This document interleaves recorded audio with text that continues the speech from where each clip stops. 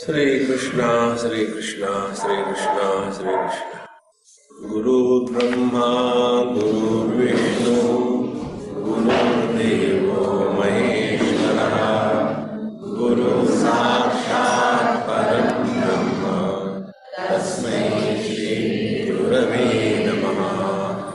तस्मै श्री गुरवे नमः।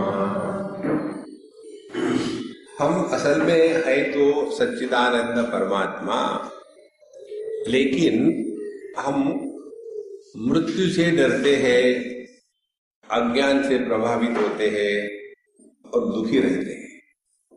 एकदम विपरीत। यदि हम सत्स्वरूप है तो मृत्यु का डर कहां से आया? यदि हम चित स्वरूप है तो क्यों अज्ञान में फंसे हैं? और यदि हम आनंद स्वरूप है तो दुखी क्यों होते हैं? तो क्या हमको सुखी बनना है कि हम आनंद स्वरूप है, इस पर चिंतन करना है। और उसके लिए हमको अपना जो दृष्टिकोण है दर्शन का, उस दृष्टिकोण को बदलना है। हमारा दृष्टिकोण है कि हम सबसे अलग है, हम बड़े अनफॉर्चुनेट हैं, हम बड़े दुखी हैं। ये हमारा दृष्टिकोण। अब ये दृष्टिकोण होने का कारण क्या है? इसका जब चिंतन करेंगे तो पता चलेगा कि हमने अपने आनंद स्वरूप को स्वयं ही ढक दिया है, किसी ने नहीं ढका। और इसको ढकने के 5 कारण बताए हैं। एक तो हमने अपने आप को अन्नमय, फिर प्राणमय, मनोमय, विज्ञानमय, आनंदमय इत्यादि कोशों में दबा के रखा है। तो इस अपरोक्षानुभूति को प्राप्त करने के लिए साधना कुछ करके प्राप्त करने की नहीं है। साधना है हमको आज तक जो किया है उसको त्याग देना है और प्राप्त कुछ नहीं करना। ध्यान से सुनना। यदि हमारे मन में ये बात आती है कि हमको आध्यात्मिक जीवन जीने से क्या मिलेगा, तो हम आध्यात्मिक जीवन नहीं जी रहे, हम बनियान हैं। बनियान लोग हर बार यही विचार करते मुझे क्या मिलेगा। तो आध्यात्मिक जीवन जीने से कुछ भी नहीं मिलेगा। तो होगा क्या फिर हमारे जीवन में? आप ध्यान से सुनो। जब अभिमन्यु को मारा गया युद्ध के मैदान में, उनके सामने भगवान कृष्ण साक्षात थे। उन्होंने देखा उसको मारा जा रहा। तो अध्यात्म का तात्पर्य हमारे अगल बगल की परिस्थिति नहीं बदलेगी, बदलेंगे हम। अपने को बदलने के लिए जो साधना है उसको आध्यात्मिक साधना कहते हैं, और दूसरे को बदलने के लिए जो उपाय है उसको सामाजिक कार्य कहते हैं। सामाजिक कार्य आध्यात्मिक जीवन नहीं होता। इसीलिए इस अपरोक्षानुभूति में पहले ये विषय लिया है कि पहले हम इस ज्ञान को प्राप्त करने के अधिकारी हो जाए। और अधिकारी होने के लिए साधन चतुष्टय जीवन में चाहिए। पहले अंतःकरण शुद्ध होवे, फिर अध्ययन करने की क्षमता होवे, फिर अध्ययन करने की इच्छा होवे, उसके बाद आध्यात्मिक जीवन का अर्थ ठीक से समझ में आ जाए। ये होने के पश्चात फिर हम विषय में प्रवेश करते हैं। तो विषय क्या है? विषय दुनिया को लेकर नहीं है, अपने आप को लेकर के। इसके साथ संबंध क्या है? संबंध ये नहीं कि भगवान कहीं बादलों के ऊपर बैठे हैं और वहां से हमको कुछ देंगे।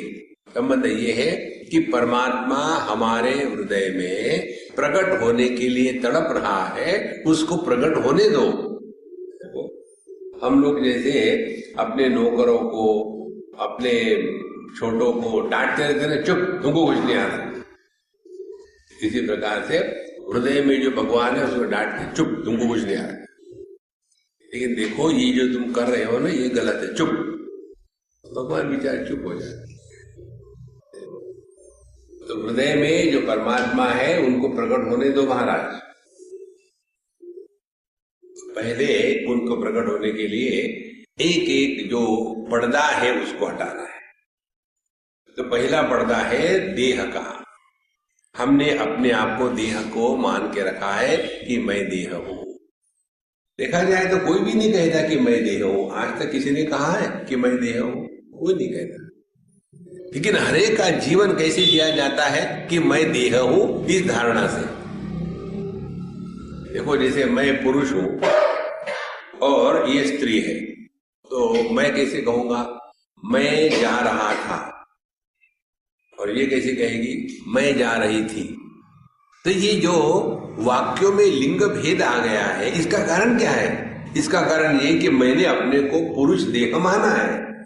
मैं ये कभी नहीं कहूंगा कि मैं जा रही थी, तो लोग हंसेंगे, तुम लड़की थोड़ी हो। माने हमारा जितना भी व्यवहार है जगत में वो देहात्म भाव से ही है। तो ये जब देहात्म भाव प्रकट होता है, उसके पश्चात फिर उसकी ब्रांचेस निकलने शुरू हो जाती है।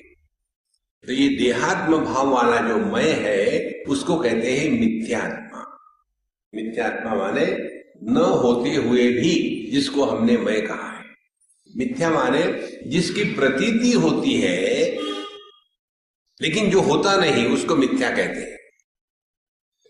जैसे मृग तृष्णा, जैसे सूर्योदय, उसकी प्रतीति होती है कि सूर्य का उदय हो रहा है, सूर्य का अस्त हो रहा है, लेकिन सूर्य का उदय अस्त कभी नहीं होता। इसी प्रकार से हमने अपने आप को देह माना है, तो क्या हम 24 घंटे अपने को देह मान करके चलते हैं? नहीं। जहां गहरी नींद शुरू हो गई, देह से कोई लेना देना नहीं है, देह कहीं भी पड़ा है। तो ये जो मैं देह हूं, यह जो अपनी भावना है, ये मिथ्या है, सत्य नहीं है। इस प्रकार से चिंतन शुरू करें। तो फिर चिंतन कैसे करें? हम लोग चिंतन करते हैं कि मैं देह हूं, ये कैसे सत्य है। अब चिंतन करना है मैं देह नहीं हो सकता, ये कैसे सत्य है, इस पर चिंतन करना है। तो हमको पता चलेगा कि हमारा देह, हम यदि होते तो इस देह के साथ संसार शुरू हो गया, देह के साथ खत्म हो गया। फिर पाप पुण्य धर्म अधर्म, इसका कहां स्थान है? यदि देह के साथ मेरा जन्म हुआ और देह मरने के बाद मैं मर जाता, तो ऋणम कृत्वा घृतम पिबेत, दुनिया से पैसा इकट्ठा करो, लोगों को लूटो, मौज में पैसा खर्च करो और मरने के बाद कर दो, खत्म। देखो, तो जो अपने जीवन में नैतिक मूल्य है उसका आधार यही है कि पहले हम थे, अब हम हैं, बाद में हम रहेंगे। देखो, इसीलिए बुढ़ापे में कई लोगों को ये होता है, पूरी जिंदगी तो उल्टी सीधी गंवाई और फिर बुढ़ापे में डर लगने लग जाता है। एक सज्जन ने हमको कहा कि महाराज जी, हमको नरक में नहीं जाना है, मत जाओ, ऑप्शनल है। बोले आपको पता नहीं हमने क्या क्या पाप नहीं किए। हमने कहा देखो, हमने आपको कहा ना कि मत जाओ, आपको जाना जरूरी नहीं और आप नहीं जाओगे। बोले इतना पाप करने के बाद भी नरक नहीं जाएंगे? बिल्कुल नहीं। कैसे? हमने कहा आप कहाँ हो? जो व्यक्ति अपने आप से प्रसन्न नहीं है वो नरक में। और ऐसा जो व्यक्ति है डर डर के जीता है, हर चीज को डर के। एक चीज ध्यान में रखना संतो, अध्यात्म का तात्पर्य है किसी भी परिस्थिति में मन के संतुलन को बिगड़ने मत देना। कितनी सिंपल बात है। जब मन संतुलित रहेगा तभी जाकर के हम योग्य विचार कर सकते हैं। यदि मन विक्षेपित है तो विचार ठीक नहीं होंगे। तो हमको ये विचार करना है कि हम यदि देह है तो सवाल ही नहीं पाप पुण्य का। तो फिर ये कैसा हम देखते हैं, हमको प्रश्न पूछे जाते हैं कि पता नहीं हमारे जीवन में ऐसा दुख क्यों आ रहा है। तो फिर उसका उत्तर तो देना है। कहते तुम्हारे पिछले जन्म के पाप है ना, वो बाहर आ रहे हैं। माने हम पिछले जन्म में थे, इस जन्म में है, बाद में रहेंगे, तो हम देह से अन्य है। दूसरी बात, देह हमारा हमने निर्माण नहीं किया, देह हमारा हमारी बात मानता नहीं, तो हम कैसे देह हो सकते? जैसे ये जो स्थान है ये इस अम्मा का है और मैंने समझे सोच शुरू कर दिया ये मेरा है, तो परेशानी शुरू होगी। और समझो मैंने कहा ठीक है मैं इस स्थान का त्याग कर देता हूं। अरे त्याग तब करोगे ना जब वस्तु आपकी होगी तब। हम किसी अन्य के पत्नी को डाइवोर्स दे सकते हैं क्या? Mrs Gupta I divorce you, वो कहेंगे कि स्वामी जी आपने मेरे से शादी कब करी थी कि मुझे डाइवोर्स दे रहे हो? तो हमारी वस्तु हो तभी तो हम उसका त्याग कर सकते हैं ना। तो जो त्याग का जो अकड़ होती है, हमने सब कुछ छोड़ दिया, क्या खाक छोड़ दिया है? असली त्याग है देहात्म भाव का त्याग, वो असली त्याग। और उस त्याग का अभिमान नहीं हो सकता। ध्यान से सुनना, जिस त्याग का अभिमान हो सकता है वो त्याग नहीं है। देखो जैसे जो वस्तु अपनी है नहीं उसका त्याग कर दिया तो कहे का अभिमान है। तो देह यदि हम है नहीं, देह हमारा नहीं है, तो उसका हमने त्याग कर दिया तो कौन सी तीर मारे? इसीलिए जैसे चिंतन करो आप, धीरे धीरे ये 5 पर्दे उठाना शुरू हो जाएगा। इसी के द्वारा अपने दृष्टि में परिवर्तन आएगा। ऐसा करते करते फिर देह से हम यदि अन्य हैं तो देह के गुणधर्म हमारे नहीं हो सकते। फिर देह की गुणधर्म क्या है? इसका जन्म है, उसमें बदल है, इसका मृत्यु होता है। तो अब अपने अंदर में देखो क्या हमको जन्म का अनुभव है, क्या हम बढ़ रहे हैं, क्या हमारी मृत्यु हो गई है। देखो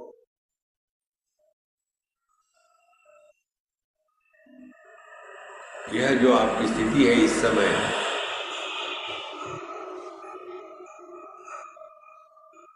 इस स्थिति को कहते हैं कि हम देहात्म भाव का त्याग करने का प्रयत्न कर रहे हैं।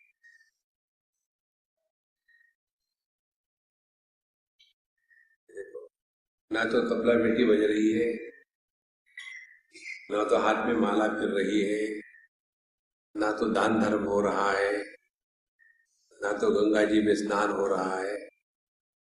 केवल इसके बारे में सावधान सजग रहना है।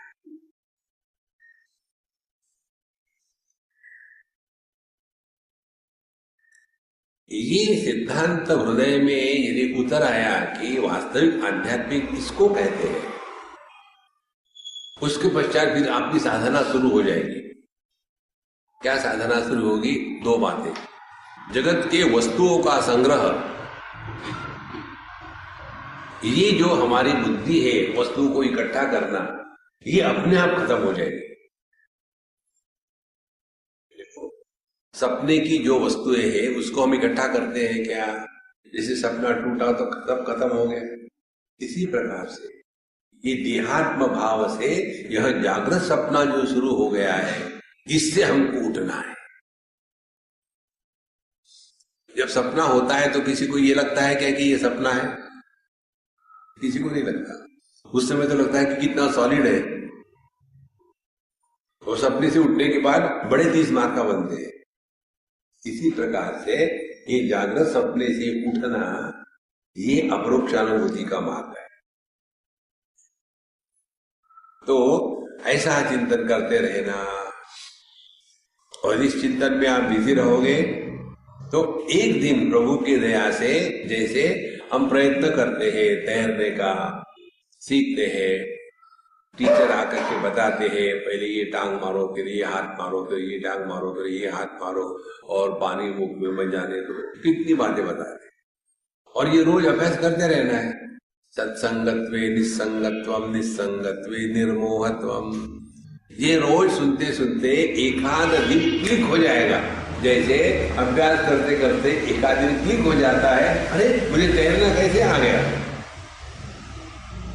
और तैरना आने के पश्चात आपको बताया जाए, पूछा जाए कि भैया आपने तैरना कैसे सीखा है, तो बता सकते हैं। क्योंकि तैरना बुद्धि से नहीं सीखते, मन से नहीं सीखते, इंद्रियों से नहीं सीखते, क्या जाता है एग्जैक्टली उसी प्रकार से पहली आध्यात्मिक साधना जिसके द्वारा हम अपरोक्षानुभूति के मार्ग पर चल सकते हैं, वो है देहात्म भाव की निवृत्ति।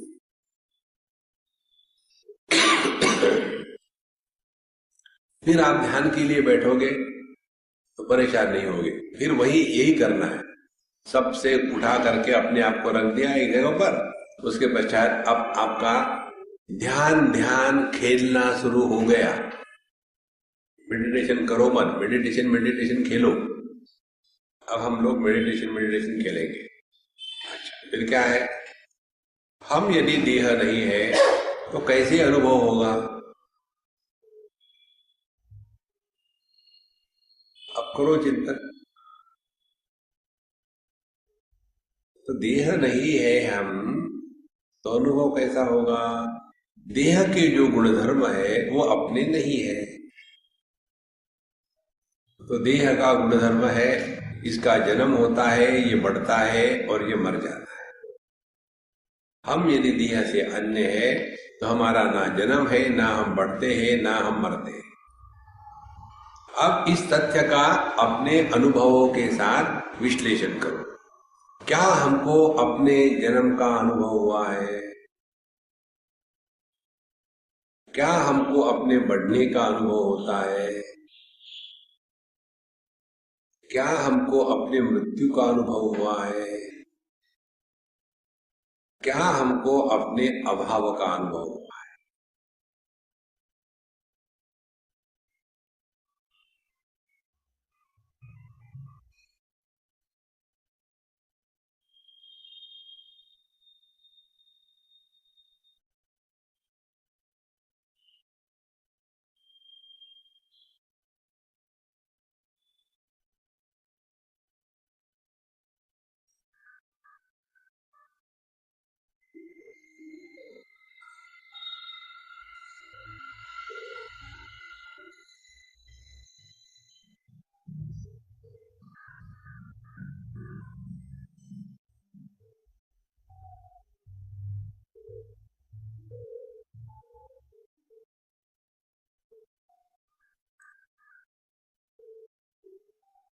यह देहात्म भाव के निवृत्ति का प्रभाव क्या होगा?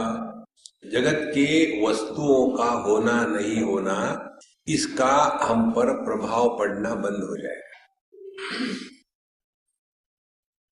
अभी कैसे छोटी छोटी चीजों के लिए करके अब परेशान रहते हैं, ये होना चाहिए, ऐसे होना चाहिए, वैसे होना चाहिए, वो होता नहीं, नहीं दुखी रहते।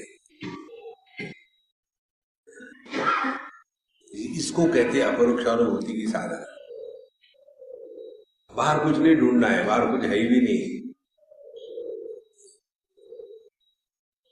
और यह होते होते फिर हम इस जगत से उपरत हो जाएंगे। जो वेदांत पढ़ने वाले हैं उनको एक शब्द मालूम है, साक्षी भाव से रहो। हम उसका समर्थन नहीं करते, साक्षी भाव के चक्कर में मत पड़ना। फिर क्या है, उदासीन रहो। उदासीन का तात्पर्य फ्रस्ट्रेटेड नहीं, क्या हो गया जब से वेदांत सुन रहे उदासीन हो, ये इसका अर्थ नहीं। उदासीन माने उत आसीनम। जैसे आप लोग नीचे बैठे, मैं ऊपर बैठा हूं, तो नीचे के बैठक की जो ठंडक है वो आपको परेशान कर, मुझे थोड़ी परेशान कर देगी।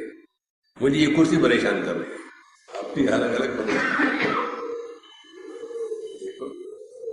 एक जगह मुंबई में मेरा लेक्चर चल रहा था, इन्होंने यार तकिया ले आओ, पीछे तकिया रखा। लेकर होने के बाद मैंने उसको कहा, वहां के जो ऑर्गेनाइजर थे, आप इस पर बैठ के दिखाओ। ने बैठो तो सही। मैंने उन्हें जबरदस्ती से बैठाया। बाप रे स्वामी जी, आप इस पर कैसे बैठे? हमने कहा जैसे कमोड पर बैठते हैं, नीचे से कुछ है ही नहीं वहां। बाहर से देखने के लिए तो आपने खूब रंग रंगोटी कर दी है, ऊपर से बढ़िया कपड़ा रख दिया है, लेकिन नीचे कमोड है। वो कुर्सी इतनी टूटी फूटी घटिया थी, अपने लिए तो आपने सब बढ़िया बना लिया और हमारे लिए ऐसा दे दिया। उदासीन का तात्पर्य है कि जैसे उदाहरण से समझ लो, इतने सालों से आप सत्संग सुन रहे हो, कैसे सुन रहे हो? उदासीन। आप बोलते जाओ कि तुम ब्रह्म हो, हम सुनते हैं, खत्म। उदासीनता का तात्पर्य है हम पर प्रभाव नहीं होना। साक्षी का तात्पर्य है हमने उस वस्तु को स्वीकार किया है। देखो, साक्षी में परेशानी है, प्रयत्न है, उदासीनता में प्रयत्न नहीं है। जितने हम उदासीन रहना सीखेंगे उतना यह स्थूल जगत हमको परेशान नहीं करेगा। हमको क्या लेना देना है? जैसे कहीं हम जगह जाते हैं तो वही लोग, स्वामी जी आजकल आपका ये करप्शन, इसके बारे में क्या मत है? हम उनको कहते हैं आपको मौका मिलता तो हम भी कर लें। जिनको मौका मिलता नहीं वो जलते और कहते कि हमको नहीं मिलता। देखो संतो, इस चक्कर में मत पड़ना। ये दुनिया ऐसी ही चलेगी। अपने आप को बचा के रखो और सबसे महत्व की वस्तु है अपने मन की शांति। दुनिया में होता ही रहेगा ऐसा, डर डर के थोड़ी जीना है। और उसके लिए दूसरी महत्व की बात, यह आध्यात्मिक साधना कोई सीरियस अफेयर नहीं है। पूरा जीवन रसपूर्ण जियो। देखो, ऐसे नहीं कि हम मिर्च नहीं खाते, नमक नहीं खाते, हम मीठा नहीं खाते, दूध नहीं पीते, बिल्कुल हम स्पिरिचुअल है, हम तो केवल नेचुरोपैथी का गेहूं का घास खाते हैं। बकरी मत बनो, अच्छा खाना खाओ, रस लो खाने में। जीवन में रस लेना शुरू कर दो तो आपको छोटी छोटी चीजों में आनंद आने लगेगा। वस्तुओं में नहीं, जीवन में रस लेना है। हम लोग वस्तुओं में रस लेते, जीवन में नहीं लेते। फिर उसमें सब आ जाता है। कभी सिनेमा देखो, कभी घूमने जाओ, कभी, ये सब आवश्यक है जीवन में। एक अम्मा थी, बम्बई की बात है, वो आ गई, इसी योगी के चक्कर में फंस गए शायद। तो बोले स्वामी जी आप मुझे मदद करिए। हमने कहा मैं किसी को डोनेशन नहीं देता। बोले नहीं पैसे का नहीं, मुझे आप समझाइए, कुछ उपदेश करिए, मेरी साधना क्यों नहीं हो रही। हमने कहा तुम्हारा नाम क्या है? बोले मेरा नाम है साधना गुप्ता। देखो, तुम्हारी साधना क्यों नहीं हो रही? क्योंकि नाम ही साधना। नहीं बताइए क्या करूं। हमने कहा देखो मैं तुमको बताऊंगा, लेकिन मेरी कंडीशन है नो डिस्कशन नो आर्ग्यूमेंट। तब बोलो ठीक है। हमने कहा डायग्नोसिस, तुमको स्पिरिचुअल पॉइजनिंग हो गया है, पहली। दूसरी बात, तुम जो कर रहे सब छोड़ दो, भगवान का नाम लेना छोड़ दो, और ये उल्टा सीधा खाना छोड़ दो, सब छोड़ दो और नॉर्मल हो जाओ। बढ़िया कपड़े पहनो, बढ़िया घूमने जाओ। या तुम देखो आईने में तुम चुड़ैल के जैसे लगती हो। आध्यात्मिक जीवन का तात्पर्य ये नहीं है कि ऐसी जटा जुटा बनी हुई है और वियर्ड बन करके, क्या है स्पिरिचुअल मॉडल, ये नहीं होता। रिलैक्स। और ये सब होते हुए भी अपना ध्यान प्रभु के चरणों के, तब जाकर के धीरे धीरे हमको एक दिन एक क्लिक हो जाएगा, देह नहीं होने का तात्पर्य क्या है। हम घर नहीं है तो क्या घर की देखभाल नहीं करते? हम जूते नहीं है तो ये जूते की देखभाल नहीं करते? इसी प्रकार से जगत के में रहते समय उदासीनता का भाव रहे, परेशान हो। ये हो गया संग्रह के दृष्टि से अपरोक्षानुभूति की साधना। अब दूसरी बात, जब हम अपने आप को देह मानते हैं, उसी के बाद अब दूसरे आत्मे पैदा हो जाते हैं। दूसरे आत्मे हो जाते हैं पति पत्नी, भाई बहन, सास बहू। ये कब पैदा होते हैं? मैंने अपने आप को देह के रूप में स्वीकार किया, उसी के बाद रात को जब सो रही थी सास बहू तो घर में शांति, सुबह में दोनों सास बहू जग गई तो घर में धर्म क्षेत्र कुरुक्षेत्र सब वेदायुत्सव। तो ये सास बहू आई कहां से? देहात्म भाव के बाद ही ये सब रिश्ते नाते निर्माण हो जाते हैं ना। देखो तो ये दुखी होने वाला कौन है? देहात्म भाव से निर्मित यह जो काल्पनिक पात्र है वो दुखी होते हैं। अब इसके बारे में हमको समझना है। फिर क्या साधना होगी? साधना ये होगी कि हमको इस जगत में रिश्ते निर्माण नहीं करना है। पहले संग्रह से अपने आप को बचाओ, दूसरा संबंधों से अपने आप को बचाओ। संबंध निर्माण मत करना किसी के साथ, बहुत महत्व की बात है। अब आप लोग गृहस्थ हो, आप संबंध निर्माण करते तो ठीक भी लगता है। हमारे जैसे बाबा जी लोग जो है ना, वो भी संबंध निर्माण करते हैं। ये हमारा गुरु भाई है, ये हमारे गुरु बहन है, ये हमारे गुरु माँ है, ये हमारे गुरु मौसी है, ये हमारे दादा गुरु है, ये हमारे चाचा गुरु है। पूरा का पूरा संसार उसमें ले आए। संन्यास का तात्पर्य है देहात्म भाव से रहित होकर के जीना। देहन्यासो ही संन्यासः नैव काषाय वाससा। भगवान शंकराचार्य कहते हैं देहात्म भाव की निवृत्ति से जीना, उसको संन्यास कहते हैं। ये लाल पीले कपड़े पहनने से कोई सन्यासी नहीं होता। लेकिन ये हम कपड़े तो पहन लेंगे और वहां भी रिश्ते नाते शुरू कर देंगे। तो दूसरी साधना जो हमको इस अपरोक्षानुभूति के पास ले जाएगी वो ये है कि हम किसी रिश्ते में नहीं फंसे रहे।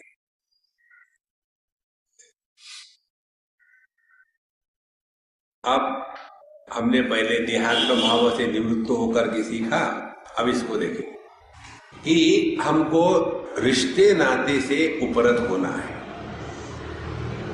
अब उसके लिए आके भगवान के सामने बैठने के पश्चात अब फिर ध्यान शुरू कर दो खेलना। अब वहां भी शुरू कर दो। हम बताते इस प्रकार से बैठे हैं। अब आप लोग माँ या पिताजी बन जाओ।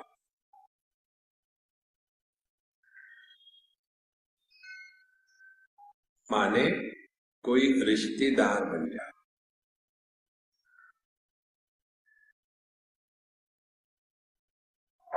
अब देखो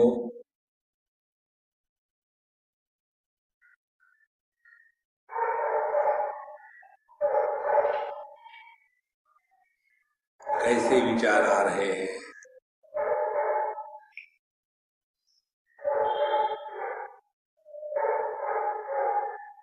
अब ये एक्सपेरिमेंट पूरा हो गया। अब दूसरा, अब पति पत्नी बन जाओ।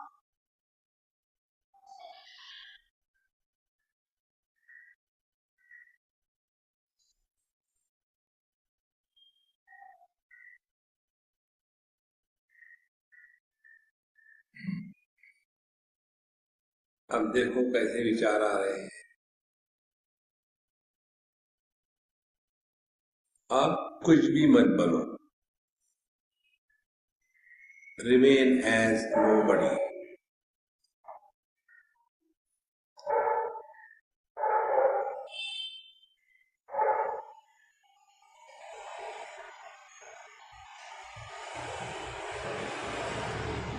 अब देखो कैसे विचार आते हैं।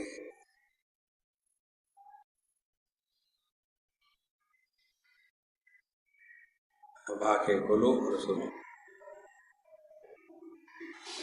जब हम माँ बाप बन गए थे तो बच्चों को लेकर के विचार आ रहे थे। जब पति पत्नी बन गए थे तो पत्नी और पति को लेकर के विचार आ रहे थे। और जब हम कुछ भी नहीं बने तो कुछ भी विचार नहीं आ रहे। तो ये विचारों का सिलसिला कहां से शुरू हुआ? किसी व्यक्तित्व से न। और व्यक्तित्व क्या है? ये अपनी मानसिक कल्पना है। वास्तविकता थोड़ी है।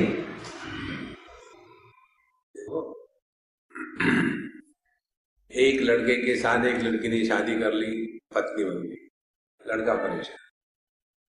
उसके पश्चात उसने डाइवोर्स किया। डाइवोर्स करने के बाद भी वो लड़की जिंदा है, ये भी जिंदा है, लेकिन खुश है। तो ये जो पति बना था, क्या ये पति नाम की कोई वस्तु थी क्या? केवल उसने ये स्वीकार कर लिया था कि ये मेरी पत्नी, मैं पति हूं, इसलिए दुखी हूं। फिर दूसरी कल्पना करी, अब ये मेरी पत्नी ने, मैं पति नहीं, खुश हो गया। अरे कल्पना ही करनी है तो ऐसी कल्पना क्यों नहीं करें कि हम मस्त है, दुखी है, ये भी कल्पना है संतो, इसको सत्य मत स्वीकार करना। और ये सभी कल्पनाओं का आधार एक व्यक्तित्व होता है। हमने अपने आप को कुछ बना के रखा है, वहीं से विचारों की श्रृंखला प्रारंभ हो जाएगी। इसीलिए हमने कल आपको बताया था, आध्यात्मिक साधना का तात्पर्य कोई विशेषता निर्माण करनी नहीं है।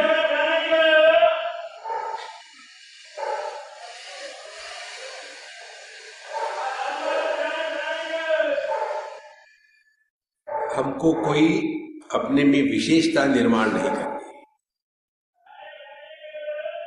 तो देहात्म भाव की निवृत्ति से अपरोक्षानुभूति का तात्पर्य संग्रह बुद्धि समाप्त हो जाएगी। उसके पश्चात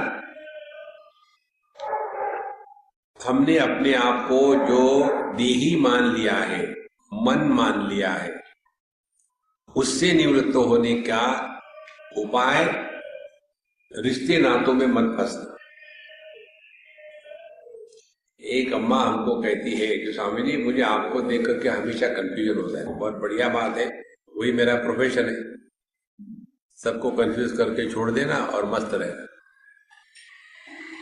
बोले कंफ्यूजन ये होता है, कभी तो मुझे ऐसे लगता है कि आप मेरे भाई हो, कभी मुझे ऐसे लगता है कि आप मेरे पिताजी हो, कभी ऐसे लगता है कि आप मेरे फ्रेंड हो। समझ में नहीं आता कि आपको मैं क्या कहूं। मैंने हिंदी सिनेमा का गाना बोल दिया, प्यार को प्यार ही रहने दो, रिश्तों के नाम न दो। जिस प्रेम में रिश्ते निर्माण होते हैं वो बंधन का कारण है,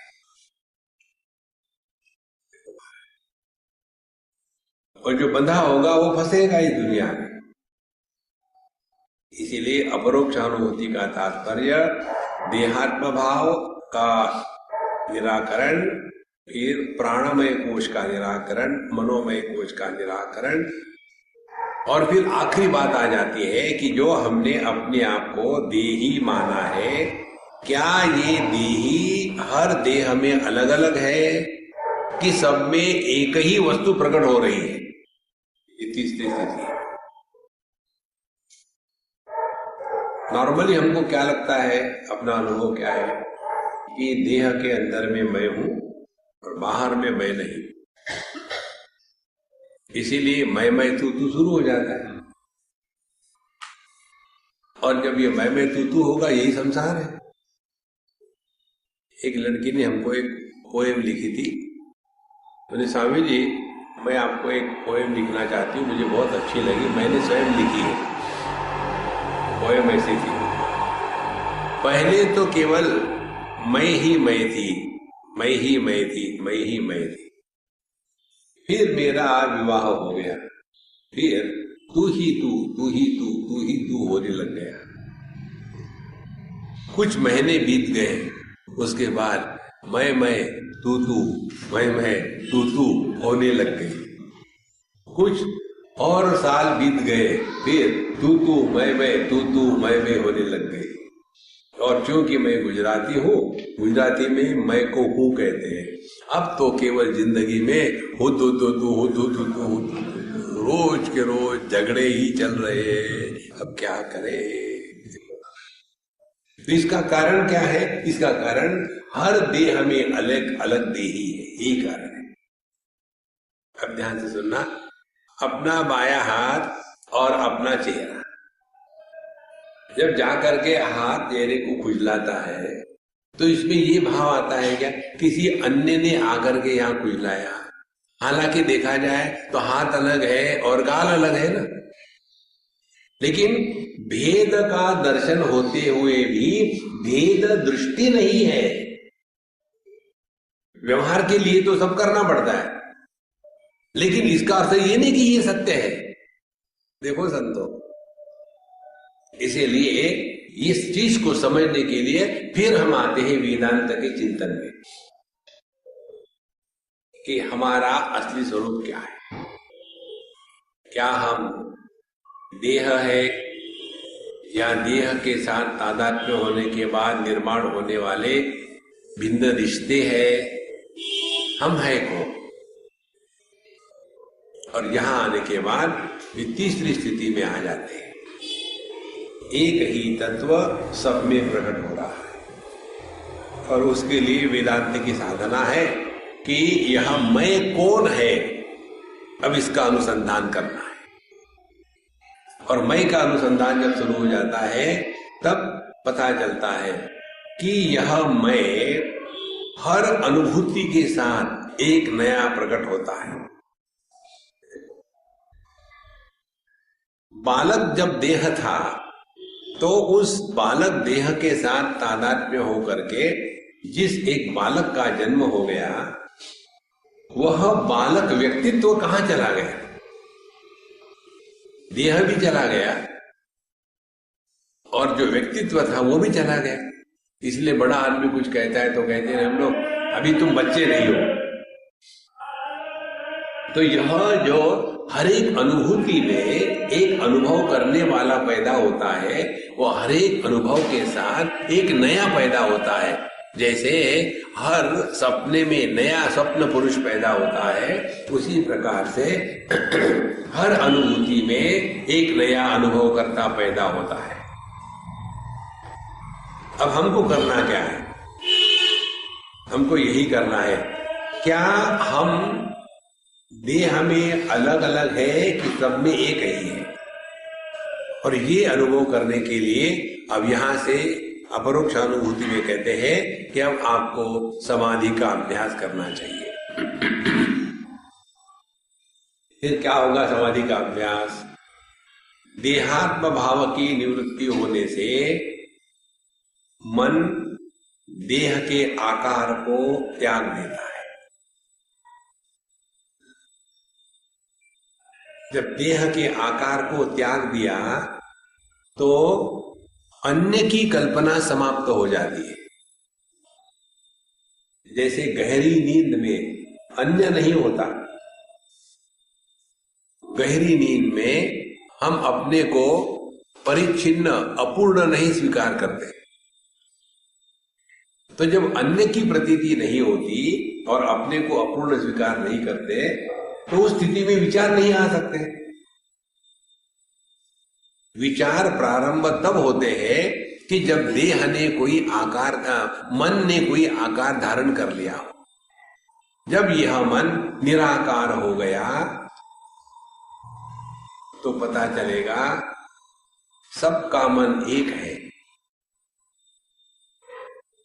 और जब यही मन किसी देह विशेष का आकार धारण करता है तो ये आकार युक्त जो मन है वो व्यक्तित्व की भ्रांति निर्माण करता है। जैसे सबका आकाश एक है। अब यहां चारों तरफ से दीवारें बांध के खड़ी कर दी और फिर ये आकाश मेरा हो गया।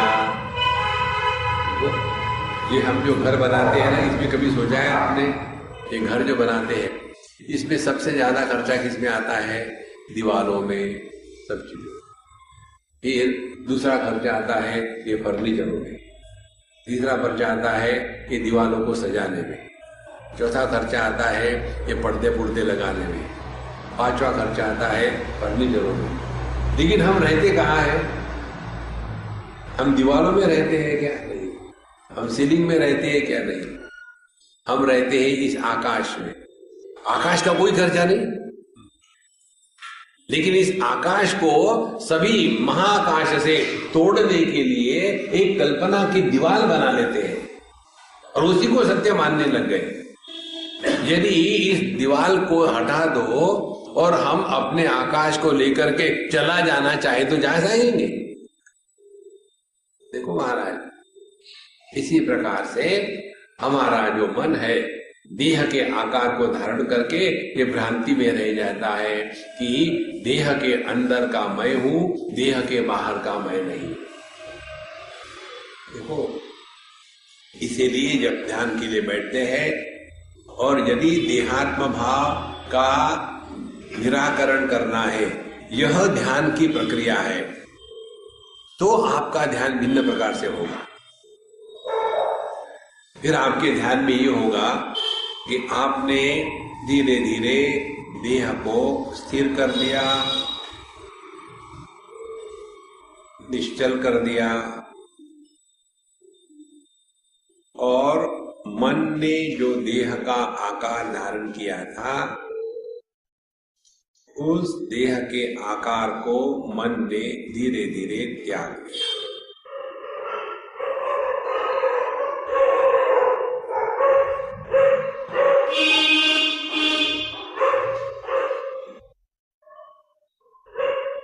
और जब यह मन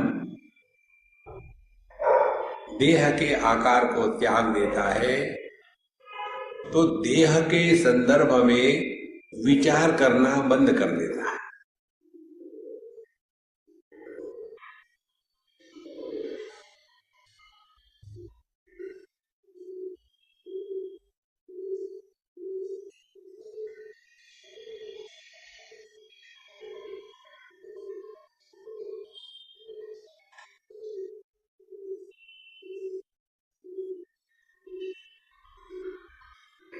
जैसे सुषुप्ति अवस्था में एक भी वृत्ति नहीं उठती, क्योंकि सुषुप्ति अवस्था में मन ने देह का आकार त्याग दिया होता है। उस समय हम देह के अंदर होते हैं कि बाहर होते हैं? उस समय हम कमरे के अंदर है कि कमरे के बाहर है? उस समय हम बेंगलोर में है कि पुट्टपार्थी में है?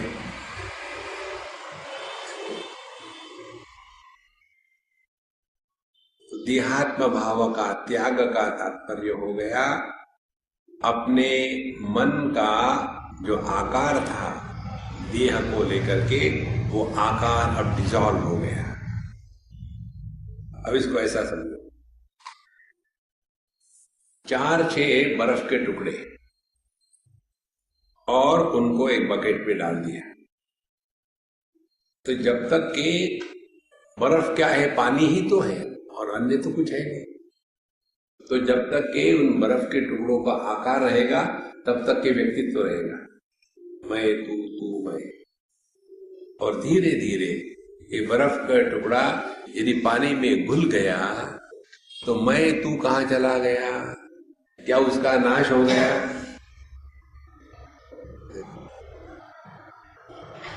बर्फ के टुकड़े का पानी में घुल जाना, यह जो अनुभव है, ये अनुभव हम सबको रोज आता है गहरी नींद में।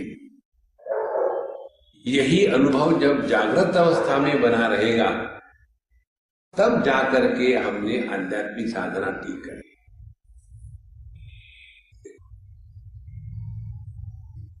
फिर पता चलेगा कि केवल एक ही तत्व सब में प्रकट हो रहा है।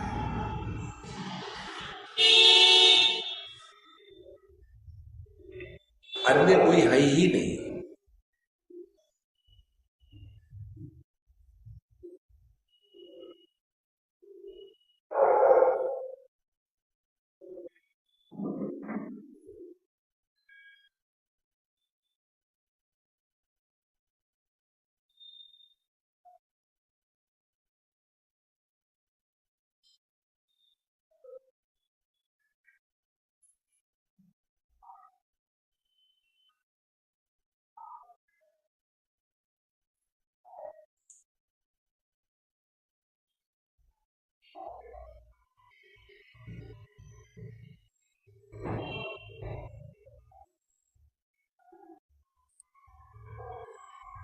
इस स्थिति में सहजता से व्यक्ति रह सकता है।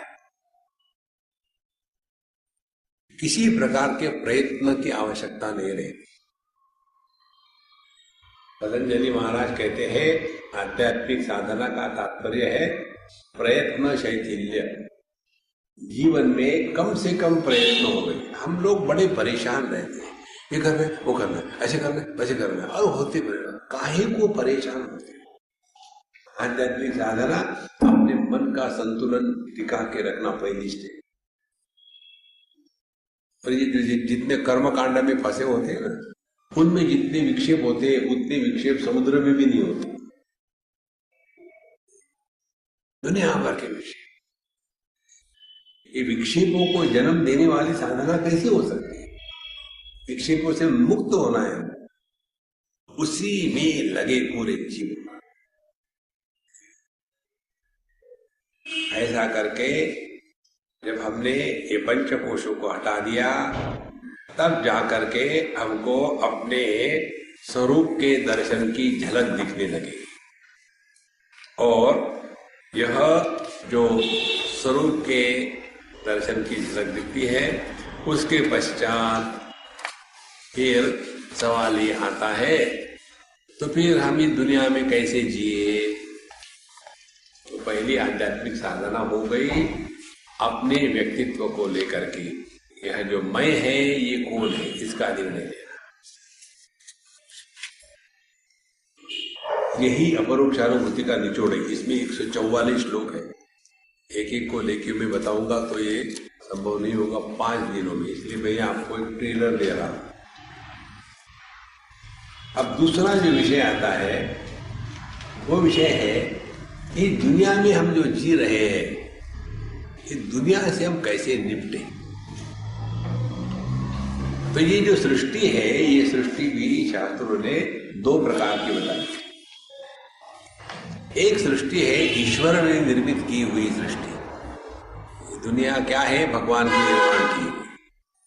अब इस भगवान की दुनिया में हम अपनी दुनिया निर्माण कर लेते हैं। तो एक हो गई ईश्वर सृष्टि और दूसरी हो गई जीव सृष्टि। स्त्री जो है वो ईश निर्मित है, ईश्वर के द्वारा एक स्त्री को जन्म मिला। अब उस स्त्री से मां, बहन, पत्नी, सास, बहू, ये भगवान ने थोड़ी निर्माण किए, ये तो हमारी निर्मिति है। तो भगवान की दुनिया में हमारी दुनिया होती है। अब देखो भगवान की दुनिया क्या है? भगवान की दुनिया है शब्द, स्पर्श, रूप, रस, गंध, 5 विषय है। इन 5 विषयों से हमको परेशानी थोड़ी है। अब इन 5 विषयों को ग्रहण करने के लिए 5 हमको ज्ञानेंद्रिय दिए हैं।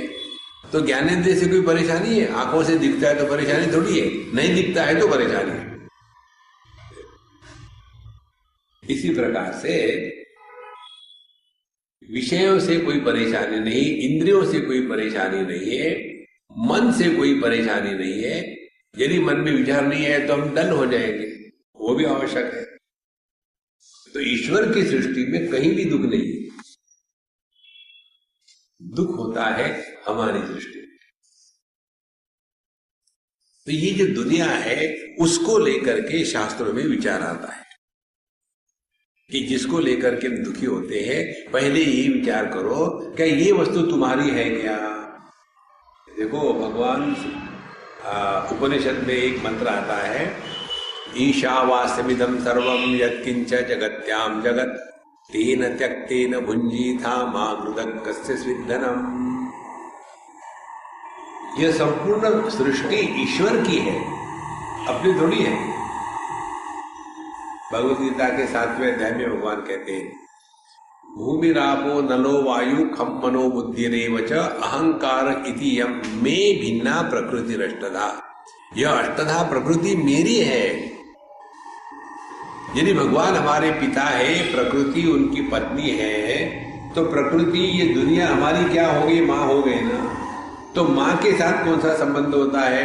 सेवा का कि भोग का? देखो यदि हमारी दृष्टि में परिवर्तन आएगा तो जगत के प्रति जो भोग भावना है वो अपने आप निकल जाएगी। तेन त्यक्तेन भुंजीता। जगत में हम भोग करने के लिए नहीं आए और उसके लिए आवश्यकता है अपने दृष्टि में परिवर्तन लाना। तो उसके लिए भगवान कहते हैं यह जो प्रकृति है ये मेरी है, तुम्हारी नहीं है। किसी अन्य के वस्तु को अपनी कहना इसको चोरी कहते हैं। देह अपना है क्या? लेकिन हमने अपना कह के रखा है, फिर हम कौन हो गए? चोर। अब देखो, जब सभी टेररिस्ट होते हैं तो वो एक दूसरे को टेररिस्ट थोड़ी कहेंगे। हाँ, कहो कासिम भाई कितने को मारा,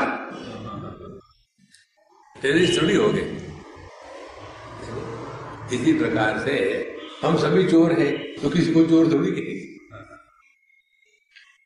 स्वामी जी आप हमको अंडर एस्टिमेट करें, हम चोर नहीं है, फिर हम डके थे। छुपके से जो की जाती है उसको चोरी कहते हैं, और खुल्लम खुल्ला जो होती है वो डकैती कहते हैं। तो सभी के सभी इस देहात्म भाव से जो जी रहे हैं यह सबसे बड़ी डकैती है। तो महाराज जैसे जैसे यह विचार सूक्ष्म होगा तब पता चलेगा कि दुनिया में हमारा कुछ भी नहीं। एक तो ये विचार की प्रक्रिया है भक्ति शास्त्र के अनुसार, दूसरी प्रक्रिया ये है अब वेदांत के अनुसार। इसको समझ लो। भक्ति शास्त्र के अनुसार ये भगत लोग जो होते हैं ना, वो कहते तो है हम बड़े भगवान के भगत है, भगत भगत कुछ नहीं होते। ये हम आपको बताए, आपको अच्छा लगे बुरा लगे, वो के आपकी समस्या है।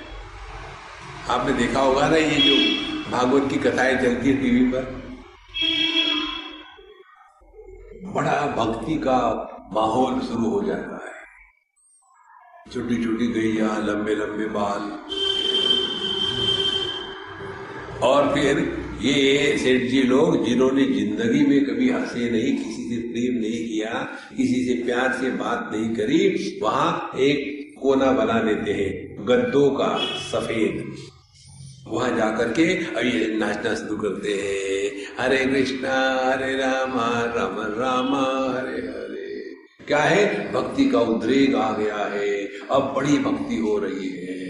और वहां से निकले, जाके बैठे कार में और ड्राइवर को गाली देना शुरू कर दी, बेवकूफ गाड़ी यहाँ क्यों नहीं लाई थी। और अभी क्या सुना था, हे भगवान तुम ही सब कुछ हो, ड्राइवर को छोड़। ये कोई भक्ति होती है? देखो महाराज, हृदय में यदि भक्ति प्रकट हो गई तो आपके मन में किसी के भी प्रति दुर्भावना तो बात छोड़ो, एक बुरा शब्द निकल नहीं सकता। देखो हम लोगों का व्यवहार देखो कैसा होता है। जैसे अपने दांत होते हैं ना, दिखाने की दांत अलग होती है, चबाने की दांत अलग होते हैं। कल्पना करो मोलार टीथ यहां आ गए तो कैसा भयानक दिखेगा। देखो महाराज, इसीलिए ये भक्ति भुक्ति कुछ नहीं होती, ये केवल एक अपने आप को धोखा देने का एक उदाहरण है। तो फिर इससे निकलने के लिए चिंतन करो। चिंतन क्या करना है? चिंतन के द्वारा हम चिंता से मुक्त होते हैं। चिंता से मुक्त नहीं हुए तो वो चिंतन नहीं था। अब कैसे विचार करना है जगत के बारे में? यह जो जगत है, ये जगत की स्थिति कब होती है? तो हमको बताते हैं, यह जगत निर्माण होता है एक परिस्थिति विशेष में। देह के साथ तादात्म्य होने के पश्चात यह स्थूल जगत का निर्माण होता है। देह के साथ तादात्म्य नहीं है तो यह स्थूल जगत नहीं है। माने इस जगत की निर्मिति परिस्थिति विशेष में है, हमेशा नहीं है। अब इस सिद्धांत को ले लो। हमको जो मृग तृष्णा दिखती है मृग जल दिखता है, ये मृग जल हमको हमेशा दिखता है क्या? एक परिस्थिति विशेष में दिखता है ना। दोपहर का समय हो, बहुत गर्मी पड़ रही हो और दूर से आप देख रहे हो तो आपको वहां पानी के जैसा नजर आएगा। तो वो जो मृग तृष्णा है वो है क्या? वो दिख रही है लेकिन नहीं है। तो जो न होते हुए भी दिखती है उसको मिथ्या कहते हैं, वो सत्य नहीं है। अब दूसरा सिद्धांत, जिस अनुभूति के लिए परिस्थिति विशेष की आवश्यकता होती है वह अनुभूति सत्य नहीं होती। यदि दोपहर के 12 नहीं बजे हो, सूर्य नहीं तप रहा हो, आपकी आंखें खुली नहीं हो, आप बाहर देख नहीं रहे हो, तो मृग तृष्णा का अनुभव होगा क्या? सही होगा। किसी ने समझो कहा कि देखो मैं शाम के समय आ रहा था और बीच में मृग तृष्णा का इतना बाढ़ आ गया कि मैं उसमें फंस गया। तो शाम के समय किसी को मृग तृष्णा नहीं दिख सकती, रात के समय किसी को मृग तृष्णा नहीं दिख सकती। माने जिस अनुभूति में परिस्थिति विशेष की आवश्यकता है। अब आगे चलो, ये बात बड़ी सूक्ष्म है संतो, इसको पकड़ लो तो बड़ा मजा आता है लाइफ में। एक हमारे मित्र है गुजरात में, हमको अपने फैक्ट्री में ले गए। हम बड़े थके हुए थे, हमको नहीं जाना था, फिर भी ले गए। हमारी बात कोई मानता नहीं, ले गए। जाने के बाद फिर हमको अच्छा लगा। तो स्वामी जी मैं आपको दिखाना चाहता हूँ विशेष बात। उनके पास एक भी लेबर ऐसा नहीं था पूरी फैक्ट्री में कि जो फिजिकली चैलेंज नहीं था। किसी को पोलियो हो गया था, कोई अंधा था, कोई बहरा था और किसी को लकवा मार गया था। 100% लेबर चैलेंज। सिर्फ जो फ्रंट डेस्क में एक आदमी था वही नॉर्मल था, बाकी सब ऐसे। और वो मुझे बता रहे थे स्वामी जी मैं इनको पूरे का पूरा तनख्वाह देता हूं और इनका प्रोडक्शन हेल्दी लेबर से 10 गुना है। तो फिर वो मुझे कमरे में ले गए। ऐसा बड़ा हॉल होगा और उसमें 10 मशीनें थी और बड़ा जोर से आवाज आ रहा था, ठाक ठाक ठाक ठाक, कि आदमी वहां पागल हो जाए। तो मैंने हाँ देख लिया, चलो वहां। बोले नहीं मैं आपको समझाना चाहता हूँ। मेरा सर फूट रहा, क्या समझाओगे? तो फिर भी उन्होंने पकड़ के रखा। फिर मेरे को झटका मार के बाहर आ गया। बाहर आने के बाद के स्वामी जी आपको वहां 5 सेकंड रुकना कठिन था ना? हाँ कठिन क्या, मुश्किल थी बड़ी। बोले हमारे लेबर वहां 8 घंटे काम करते हैं। हमने कहा देखो मुझे भी पेट पालने के लिए करना तो मैं भी कर लूं। बोले नहीं ऐसी बात नहीं। कैसी बात है? बोले सब के सब बहरे। अब देखो उस दिन ये मुझे सिद्धांत समझ में आया। हम केवल बातें सुनते हैं, समझ में नहीं आता। उस दिन ये बात समझ में आई, शब्द का आधार श्रवण शक्ति है। जिनको आंखें नहीं है तो रूप रंग का आधार अपनी दृष्टि है। अब ये बताओ, आंखों के कारण रूप रंग है या रूप रंग के कारण आंखें हैं? किसके कारण कौन है? थिंक। एक आंखों के डॉक्टर के पास एक सज्जन गए, उनको बैठा दिया। हाँ अब हम आपको दिखाएंगे, आखिरी की लाइन पढ़ना। और ऐसा करते ही बिजली चली गई। बिजली चली जाने के बाद अब वो सबको दिखता नहीं। पेशेंट कहता है अब क्या पढ़ूं? बोले रुको बिजली आने दो। माने आंखें काम कर रही कि नहीं कर रही है, ये सिद्ध कब होगा? जब आंखें रूप रंग को देख सकती है। अच्छा रूप रंग है, ये सिद्ध कब होगा? जब आंखें ठीक है। तो किसके कारण कौन है बताओ? तो जिस अनुभूति में यह म्यूचुअल डिपेंडेंस होता है वो इल्यूजन होता है, वो सत्य नहीं होता। देखो अब ये जो जागृत जगत है इसकी स्थिति कब है? जब जागृत जगत की स्थिति तब है जब हमारा देहात्म भाव होता है। देहात्म भाव होने के बाद जागृत अवस्था है, देहात्म भाव नहीं है तो जागृत अवस्था गायब है। तो कौन किसके कारण? जैसा जैसा आप चिंतन करते रहोगे ना, तब पता चलेगा ये दुनिया को लेकर के जो हम पागल होते हैं ना, उससे बड़ी बेवकूफी कोई नहीं है। देखो संतो, तो फिर ये जगत क्या है? ये जगत प्रतीत होता है लेकिन होता नहीं।